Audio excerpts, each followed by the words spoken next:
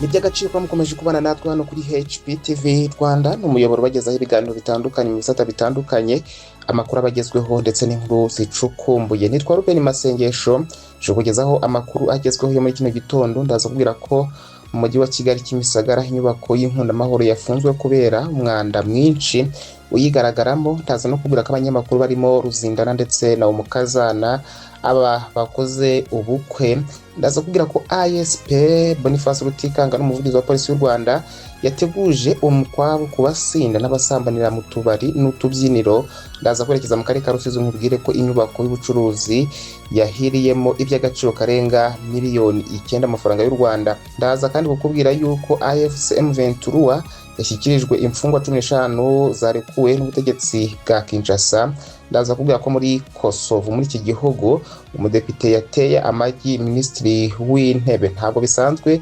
Ndaza no kwerekeza mu Burundi nkubwira yuko Ndayishimiye Generali Niyongabo Ndikuriyo na Muzinga batajya imbizi ku ngabo za FDNB cyangwa se ingabo z'iki gihugu ziri muri Repubulika Iharanira Demokarasi ya Kongo. Izi ni ingingo tugiye kubakiraho ano makuru yacu. Reka twitse tuze tuyarambura umenye byinshi biramutse bivugwa hirya no hino mu isi.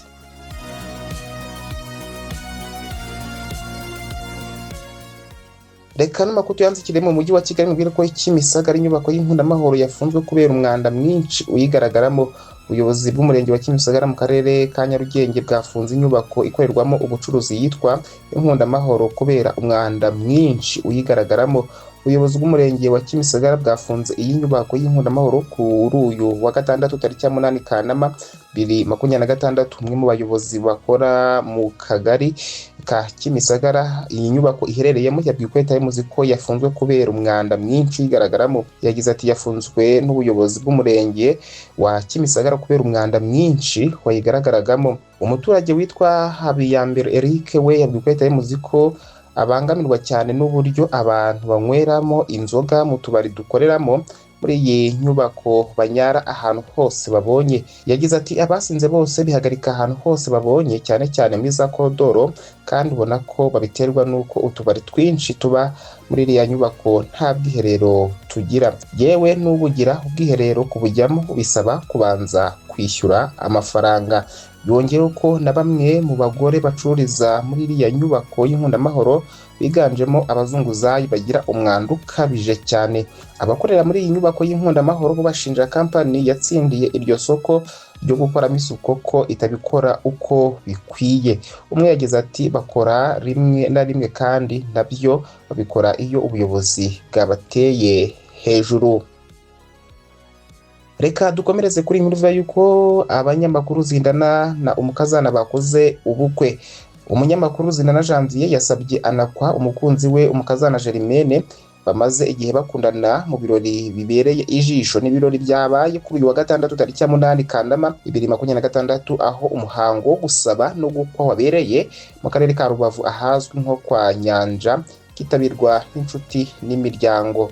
Inkuru y'urukundo rw'aba bombi yagiye ku mugaragaro kwa 15 Nyakanga 2026, ubwo Ruzindana yatunguraga Umukazana akamwambika impeta amusaba ko bazashyingiranwa maze bagakomeza urugendo rw'ubuzima, undi nawe akabimwemerera atazuyaje. Bashimangira urukundo rwabo tariki ya 6 Ukuboza 2026, ubwo bombi barahiraga nta gahato ko bagiye kubana nk'umugabo n'umugore imbere y'amategeko ya Repubulika y'u Rwanda. Umuhango wabereye mu murenge wa Gisenyi mu karere ka Rubavu. Ruzindana na Umukazana basezeranye imbere y'Imana hitwa Stella Maris Gisenyi, nanone biyakirira kwa Nyanja. Reka dukomeze kuri iyi nkuru yuko ISP Rutikanga yateguje umukwabu kubasinda n'abasambanira mu tubari n'utubyiniro. Umuvugizi wa polisi y'igihugu ISP Boniface Rutikanga yaburiye abiganjemo urubyiruko bakora ibikorwa bitandukanye yise ubwomanzi birimo ubusambanyi, kwiyandarika, ubusinzi bukabije n'ibindi bakomeje kugaragariza mu tubyiniro n'utubari no ku mbuga nkoranyambaga, by'umwihariko ku rubuga rwa TikTok.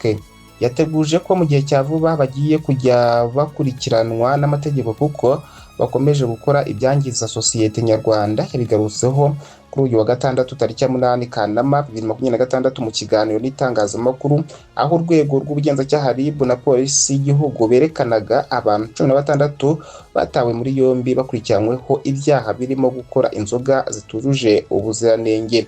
Yashimangiye ko mu gihe u Rwanda rukomeje ibikorwa byo guca burundu inzoga zitujuje ubuziranenge, inzego zitandukanye zabonye abirirwa mu bikorwa by'ubwomanzi kandi ko ubuyobozi butazabibemerera.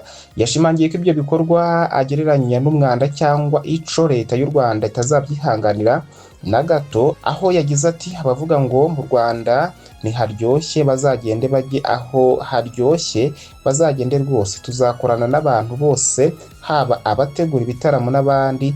Hari imyitwarire tutazongera kwemera. Yavuze ko mu gihe ibyo bikorwa byo kwiyandarika byaba bikomeje, u Rwanda rwasigarana abantu b'ibisenzegeri, aho yagize ati uburenganzira bw'abantu bugira aho buhera naho busoreza. Ucuruza agira inshingano zo kurinda sosiyete, ufata izo nshingano akazishyira ku ruhande umunsi inzego zibishinzwe zabishyizemo ingufu. Ntazavuge ngo turabangamye. Yunzemo ati rwose ikintu cy'ubwomanzi, ubusambanyi, ubusinzi, uburaya mu tubari, mu bizwi nka house party, ahantu hose twabihagurukiye. ASP Rutikanga yavuze ko umuntu wese ubonye ibyo bikorwa biba yatungira agatoki polisi kugira ngo ibikurikirane. Yaburiye kandi abiyita ibyamamare bakora ibyo bakora byangiza sosiyete nyarwanda, ahamya ko uzabifatirwamo nawe atazihanganirwa. Yavuze ko mu gihe leta y'u Rwanda irimo guca inzoga zitujuje ubuziranenge zitwa ibyuma, na gahunda yari yaratangijwe yo kunywa inzoga nke izwi nka tunyweresi ntaho yagiye,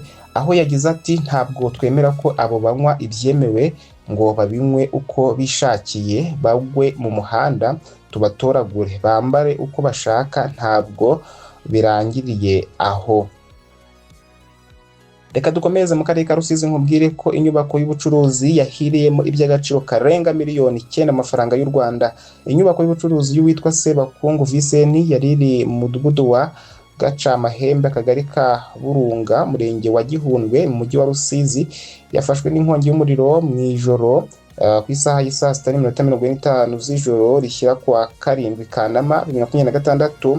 Hiramo iby'agaciro k'amafaranga y'u Rwanda, ni ukuvuga amafaranga agera kuri miliyoni 9,700,000. Yari inyubako y'imiryango 3, abakoreragamo bose ntibagira na kimwe barokora, nta n'ubwishingizi bagiraga, na nyirayo arahahombera bikomeye kuko nawe nta bwishingizi yari afite. Umuryango wo hagati nyirawo yacuruzaga ibirimo gaze. Umuryango umwe wari warayemo umusore avamo kubw'amahirwe, yari yatangiye kubura umwuka kubera umwotsi mwinshi wamuzibiranyije. Kwihangana Thomas ucuruza hafi y'aba bagize ibi byago, ibintu byabo bigashya. Yabimvaho njya ko yararyamye muri icyo gicuku kuko we arara muri butike ye acururizamo, abo bandi bagataha bagasigamo uwo musore. Umuzamu ukorera hafi y'abo bose araza amubwira ko abona umuryango wo hagati w'iyo nyubako ugurumanamo umuriro, amusaba guhamagara nyirawo ngo aze arebe kuko ataha hafi y'aho akorera. Avuga ko bari bafite impungenge ko n'inyubako ziyegereye zishya.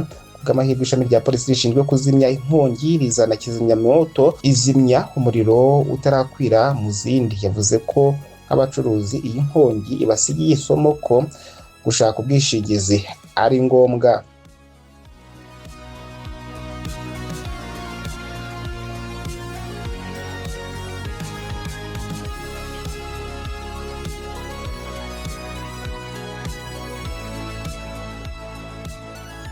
Reka dukomereze hanze rwara nkubwire ko AFC M23 yashyikirijwe imfungwa 15 zarekuwe n'ubutegetsi bwa RDC. Umutwe wa AFC M23 watangaje ko wakiriye abantu 15 bari bafungiye mu bigo bitandukanye muri Repubulika Demokarasi ya Kongo, bakagezwa ibunagana ku wa 7 Kanama 2026 mu rwego rwo kubahiriza ibyavuye mu biganiro by'amahoro i Doha. Mu itangazo ryashyizweho umukono n'umuyobozi ushinzwe itangazamakuru n'umuvugizi wa AFC M23 Lawrence Kanyuka, uyu mutwe wavuze ko aba bantu bakijejwe ibunagana ku bufasha bwa komite mpuzamahanga ya Croix Rouge abafunguwe baturutse i Beni banyuze muri Uganda nyuma yo kurekurwa n'ubutegetsi bwa Kinshasa. AFC M23 yashimiye Croix Rouge ku ruhare yagize mu guherekeza abo bantu mu buryo bwizewe kandi bubahiriza agaciro ka muntu. Yongeye gushimira inzego za Uganda ku bufasha zatanze mu gihe abo bantu banyuraga muri icyo gihugu. Uyu mutwe wavuze ko abo barekuwe bari bamaze igihe bafungiwe mu bigo birimo gereza ya Makarara, gereza ya Ndoro ndetse n'ikigo cya ANR gishinzwe iperereza rya RDC. Muri abo 15 barekuwe, AFC M23 yavuze ko 9 bari ku rutonde rw'abantu 768 yashyikirije abahuza mu biganiro by'amahoro. Abandi 6 ntibari kuri urwo rutonde, aho umwe muri bo ari umunya-Uganda wavuzweho ko nta sano na rimwe afitanye n'uwo mutwe, mu gihe abandi 5 ngo bafatiwe mu bice bya Katanga, Ituri ndetse na Kinshasa. AFC M23 yavuze ko irekurwa ry'abo bantu igaragaza ko urutonde rw'abantu 768 yashyikirije abahuza rudahagije, kubera ko hakomeje gufatwa abandi baturage ba Kongo bashinjwa kuba bafitanye isano n'uyu mutwe. Reka twerekeze muri Kosovo. Nkubwire ko umudepite yateye igi Minisitiri w'Intebe. Inteko Ishinga Amategeko ya Kosovo yahagaritse imirimo yayo kuwa gatandatu nyuma y'uko umudepite wo mu ishyaka ritavuga rumwe n'ubutegetsi ateye amagi Minisitiri w'Intebe w'agateganyo Albin Kurti. Muri Kosovo hamaze kuba amatora inshuro 3 mu gihe kitageze imyaka 2, aho inteko zagiye zisenyuka bitewe n'ibibazo bya politike mu gihugu. Kurti yari amaze iminsi agirana ibiganiro n'amashyaka atavuga rumwe n'ubutegetsi ku bijyanye no gushyiraho perezida mushya. Ni mu gihe ashaka ko amatora yigizwa inyuma, umudepite Taimu Kadrijaji yamuteye amagi. Kadrijaji yateye hejuru agira ati ukwiye kwicwa n'ikimwaro, hari nako atera amagi Kurti wari wicaye ku murongo w'imbere mu nteko ishinga amategeko. Perezida w'inteko yasabye ko amashusho yatambukaga imbona nkubone ahagarikwa, maze abashinzwe umutekano bihutira kurinda Kurti. Kurti yakomeje gutuza, avuga ko niba guterwa amagi ari cyo giciro agomba kwishyura kugira ngo ibiganiro bikomeze, yishimiye kukishyura. Icyakora inama yahise isubikwa. Reka dusoheze mu Burundi mubwiye ko Ndayishimiye ko ni perezida w'iki gihugu Generali Niyongabo Ndikuriyo ndetse na Muzinga ngo batajya imbizi ku ngabo za FDNB ziri muri RDC. Amakuru turuka mu Burundi aravuga ko mu buyobozi bukuru bw'igihugu hakomeje kuba ugutumvikana ku bijyanye n'ingabo iki gihugu cyohereje mu mirwano mu burasirazuba bwa Kongo, aho perezida Evariste Ndayishimiye avugwaho gushyigikira ko zikomeza kuhaba, mu gihe umugaba mukuru w'ingabo General Prime Niyongabo na Reverie Ndikuriyo bifuza ko zitaha. Aya makuru yatangajwe n'umuryango Focode, nawo uvuga ko wayakuye ku biganiro wagiranye n'abasirikare b'u Burundi bari mu burasirazuba bwa RDC. Abasirikare bavuga ko bamaze gutakaza morale kubera ibitero bakomeje guhura nabyo ndetse n'igihombo ingabo z'u Burundi zimaze kugira. Focode ivuga ko abo basirikare bashima amakuru avuga ko General Prime Niyongabo yaba ashyigikiye ko ingabo z'u Burundi zikurwa muri RDC bitewe n'uko ibintu bimeze ku rugamba. Bavuga ko bafite impungenge ko gukomeza koherezwa mu mirwano bishobora kongera igihombo cy'ingabo z'u Burundi. Abo basirikare kandi ngo bafite ubwoba bw'ibitero bikomeje kugabwa ku birindiro by'ingabo z'u Burundi. Focode itanga urugero rw'igitero cyo kwa 30 Nyakanga 2026 cyagabwe ku birindiro bya 33 BN Tafoke ahitwa Kimeti hafi ya Rugezi. Nk'uko Focode ibivuga, ibyo birindiro byafashwe, abasirikare bamwe bahunga mu kajagari, abandi baburirwa irengero. Muri bo harimo C3 w'iyo batayo ushinzwe ibikorwa by'imirwano, bivugwa ko yongeye kuboneka nyuma y'iminsi 3. Hari n'abandi basirikare ngo bakomeje kubura. Focode kandi ivuga ko abasirikare yaganiriye nabo bafite impungenge ko mu gihe hafatwa icyemezo cyo kubakura muri RDC bashobora kwibasirwa n'ibitero bya drone mu gihe baba bari mu nzira bataha. ingabo z'u Burundi zimaze igihe ziri mu burasirazuba bwa RDC aho zifatanya na FARDC mu mirwano ihanganishije n'ingabo za leta ya Congo n'imitwe ya AFC M23 ndetse n'indi mitwe yitwaje intwaro. Ni naha dusoreje amakuru yaragezweho, tubashimira ko mukomeza kubana natwe muri abagaciro. Niyo mpamvu natwe tubategurira iby'agaciro. Nitwa Ruben Masengesho, hagati aho mugire umunsi mwiza.